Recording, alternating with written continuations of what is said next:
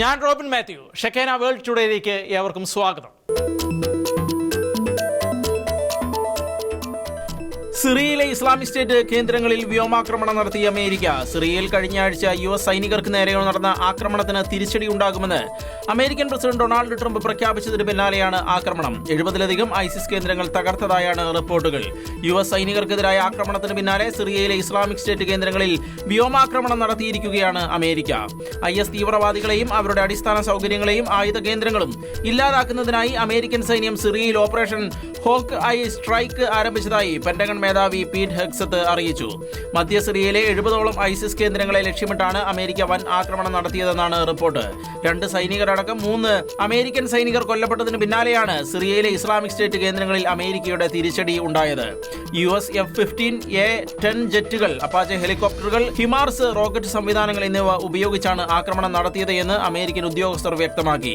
നിരവധി ISIS ഭീകരരെ വധിച്ചതായും പ്രതികാര നടപടികൾ തുടരുമെന്നും അമേരിക്ക അറിയിച്ചു. ISIS തീവ്രവാദികൾക്കെതിരായ വൻ പ്രഹരമെന്നാണ് ട്രംപ് ആക്രമണത്തെ വിശേഷിപ്പിച്ചത്. സിറിയൻ സർക്കാരിന്റെ പിന്തുണയോടെയാണ് ISIS കേന്ദ്രങ്ങളിൽ ആക്രമണം നടത്തിയതെന്നും അദ്ദേഹം വ്യക്തമാക്കി. ഡിസംബർ 13-ന് അമേരിക്കൻ സേനയ്ക്ക് നേരെ ISIS നടത്തിയ ആക്രമണത്തിൽ 2 സൈനികരും ഒരു അമേരിക്കൻ പൗരനും കൊല്ലപ്പെട്ടിരുന്നു. ആക്രമണത്തിന് ശക്തമായ തിരിച്ചടി നൽകുമെന്ന് അമേരിക്കൻ പ്രസിഡന്റ് ഡൊണാൾഡ് ട്രംപ് വ്യക്തമാക്കുകയും ചെയ്തിരുന്നു. തായ്വാനിൽ മെട്രോ സ്റ്റേഷനിലുണ്ടായ പുകബോംബ് കത്തി ആക്രമണങ്ങളിൽ 3 പേർ കൊല്ലപ്പെട്ടു. തായ്പേയ് മെയിൻ സ്റ്റേഷനിലും യോങ്ഷാൻ സ്റ്റേഷനിലുമാണ് വെള്ളിയാഴ്ച ആക്രമണം ഉണ്ടായത്. ആസൂത്രിത ആക്രമണമാണ് നടന്നത് എന്നും എന്നാൽ ആക്രമണത്തിന്റെ പിന്നിലെ ലക്ഷ്യം ഇപ്പോൾ അറിവായിട്ടില്ല എന്നും തായ്വാൻ പ്രധാനമന്ത്രി ചോങ് തായ് പറഞ്ഞു. ആക്രമി പിന്നീട് കെട്ടിടത്തിന് മുകളിൽ നിന്ന് ചാടി മരിച്ചു. മുഖംമൂടി ധരിച്ച വ്യക്തി തായ്പേയ് മെയിൻ മെട്രോ സ്റ്റേഷനിലെത്തിയ ശേഷം 5-6 ഗ്യാസലിൻ ബോംബുകളോ സ്മോക്ക് ഗ്രനേഡുകളോ വലിച്ചെറിയുകയായിരുന്നുവെന്നും തായ്വയുടെ പ്രസ്താവനയിൽ പറയുന്നു. 5 പേർക്ക് പരിക്കേറ്റു. അക്രമിയെ തടയാൻ ശ്രമിക്കുന്നതിനിടയിലാണ് ഒരാൾ കൊല്ലപ്പെട്ടത് എന്ന് Taipei mayor Chiang van an പറഞ്ഞു. പിടിയിലാകുമെന്നായതോടെ അക്രമി കെട്ടിടത്തിന് മുകളിൽ നിന്ന് ചാടിയെന്നും ഇയാൾ സംഭവ സ്ഥലത്ത് വെച്ച് തന്നെ മരിച്ചുവെന്നും വാങ് ആൻ കൂട്ടിച്ചേർത്തു. അമേരിക്ക മുന്നോട്ട് വെച്ച സമാധാന ഉടമ്പടി നടപ്പിലാക്കിയില്ല എങ്കിൽ ഉക്രൈന്റെ കൂടുതൽ ഭൂമി തങ്ങൾ ബലപ്രയോഗിച്ച് കൈയടക്കുമെന്ന് Russian president Vladimir Putin. European രാഷ്ട്രീയക്കാരെ യുവ പന്നികൾ എന്നാണ് പുടിൻ വിശേഷിപ്പിച്ചത്. 4 വർഷമായി തുടരുന്ന റഷ്യ ഉക്രൈൻ യുദ്ധം അവസാനിപ്പിക്കാനായി പലതവണ ചർച്ചകളും ശ്രമങ്ങളും നടന്നിരുന്നു. എന്നാൽ ഇതുവരെ മുന്നോട്ട് വെച്ച ഒരു കരാറും അംഗീകരിക്കാൻ ഉക്രൈനും റഷ്യയും തയ്യാറായിട്ടില്ല. ഉക്രൈന്റെ ഭൂമി സംബന്ധിച്ച കാര്യത്തിലാണ് ധാരണയാകാത്തത്.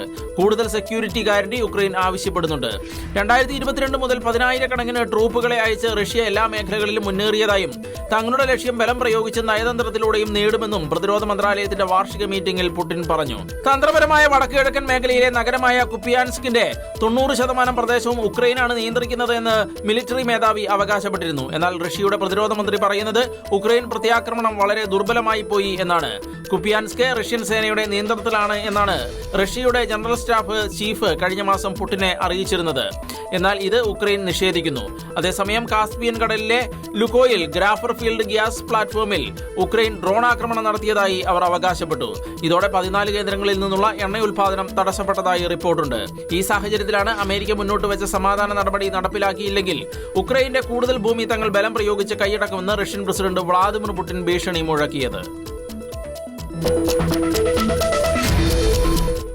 ഇസ്രായേൽ ഗാസ യുദ്ധത്തിന്റെ പേരിൽ യൂറോപ്യൻ രാജ്യങ്ങൾ ഏർപ്പെടുത്തിയ നിയന്ത്രണങ്ങളെ തുടർന്ന് പ്രതിരോധ ഉപകരണങ്ങൾക്കായി ഇന്ത്യയും ഇസ്രായേലും കൈകോർക്കുന്നു. പ്രതിരോധ ഉപകരണങ്ങളുടെ വിതരണ ശൃംഖല പുനഃപരിശോധിക്കാനും അക്കാര്യത്തിൽ യൂറോപ്പിനെ അമിതമായി ആശ്രയിക്കുന്നത് കുറച്ച് ഇന്ത്യയുമായി കൂടുതൽ അടുക്കാനുമാണ് ഇസ്രായേലിന്റെ നീക്കം. പല യൂറോപ്യൻ രാജ്യങ്ങളും ഇസ്രായേലിന്റെ ആയുധ സംവിധാനങ്ങളുടെ നേരിട്ടുള്ള വിതരണക്കാരല്ല എങ്കിലും നിർണായകമായ പല ഘടകങ്ങളും സാങ്കേതിക വിദ്യകളും ലഭ്യമാക്കുന്നത് ഈ രാജ്യങ്ങളാണ്. ഇസ്രായേലിന്റെ ആയുധങ്ങളും ഉപകരണങ്ങളും ഇതേ യൂറോപ്യൻ രാജ്യങ്ങൾ വാങ്ങുന്നുമുണ്ട്. എന്നാൽ ഇസ്രായേലിന് ആവശ്യമായ ഘടകങ്ങൾ നൽകുന്നതിൽ നിയന്ത്രണം ഏർപ്പെടുത്തുകയും ചെയ്യുന്നു. ഇക്കാര്യത്തിലെ ആശങ്കയാണ് ഇന്ത്യയിലേക്ക് തിരിയാൻ ഇസ്രായേലിനെ പ്രേരിപ്പിക്കുന്നത്. അതിർത്തിയിലുടനീളം സുരക്ഷാ വെല്ലുവിളി നേരിടുമ്പോഴും നിർണായകമായ പ്രതിരോധ ഉപകരണങ്ങളുടെയും ഘടകങ്ങളുടെയും ലഭ്യതയിലുണ്ടായ കുറവ് വലിയ പ്രതിസന്ധിയാണ് ഇസ്രായേലിനുണ്ടാക്കുന്നത്. ഇന്ത്യയുടെ പ്രതിരോധ വ്യാവസായിക അടിത്തറ വികസിച്ചു വരുന്നു.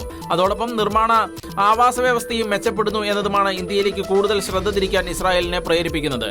വർദ്ധിച്ചു വരുന്ന വൈദഗ്ധ്യമുള്ള തൊഴിലാളികളുടെ ലഭ്യത, അത്യാധുനിക സ്വകാര്യ പ്രതിരോധ മേഖല എന്നിവ 2 അനുകൂല ഘടകങ്ങളാണ്.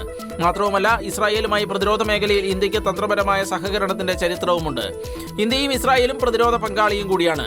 യൂറോപ്പിന് പുറമെ ഇന്ത്യയിലേക്കും ശ്രദ്ധ കൂടുതൽ തിരിച്ചാൽ വരും മാസങ്ങളിൽ മിസൈലുകൾ, സെൻസറുകൾ, ഇലക്ട്രോണിക് വാർഫെയർ സംവിധാനങ്ങൾ, ആളില്ലാ പ്ലാറ്റ്ഫോമുകൾ എന്നിവ ഉൾപ്പെടെയുള്ള മേഖലകളിൽ ഇസ്രായേലി ഇന്ത്യൻ പ്രതിരോധ കമ്പനികൾ തമ്മിലുള്ള സഹകരണം ഗണ്യമായി വർദ്ധിക്കുമെന്നാണ് വിലയിരുത്തൽ. ഓസ്ട്രേലിയയിൽ തോക്കുകളുടെ എണ്ണം കുറയ്ക്കുന്നതിനായി തോക്ക് തിരികെ വാങ്ങൽ പദ്ധതി പ്രഖ്യാപിച്ച പ്രധാനമന്ത്രി ആന്റണി ആൽബനീസ്. ബോണ്ടി ബീച്ച് വെടിവെപ്പിനെ തുടർന്നാണ് നടപടി. ബോണ്ടി ബീച്ച് വെടിവെപ്പിലെ പ്രതിയുടെ കൈവശം 6 ലൈസൻസ് ഉള്ള തോക്കുകളാണ് ഉണ്ടായിരുന്നത്. പുതിയതായി നിരോധിച്ചതും നിയമവിരുദ്ധവുമായ തോക്കുകൾ വാങ്ങുന്നതിനും നശിപ്പിക്കുന്നതിനുമായി ഫെഡറൽ സർക്കാർ ഒരു ദേശീയ തിരിച്ചുവാങ്ങൽ പദ്ധതി നടപ്പിലാക്കുമെന്ന് കാൻബറയിൽ നടന്ന പത്രസമ്മേളനത്തിൽ ആൽബനീസ് പറഞ്ഞു.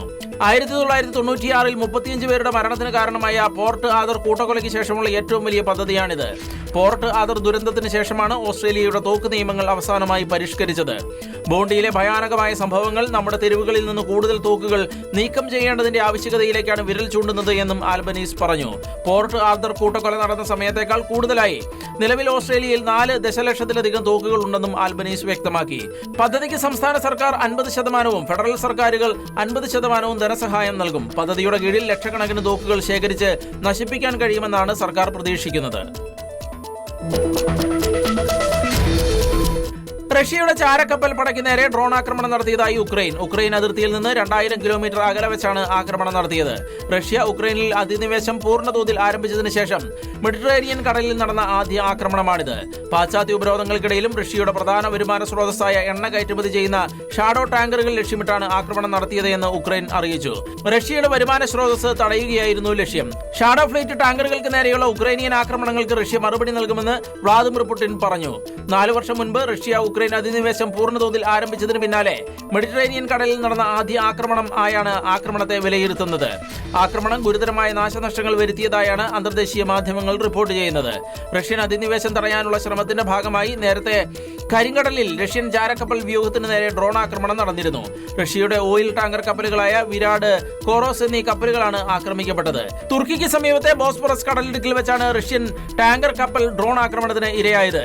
തുർക്കിയുടെ തീരത്തിന് 28 മൈൽ അകലെയാണ് ഓയിൽ ടാങ്കർ ഡ്രോൺ ആക്രമണത്തിൽ തകർന്നത്.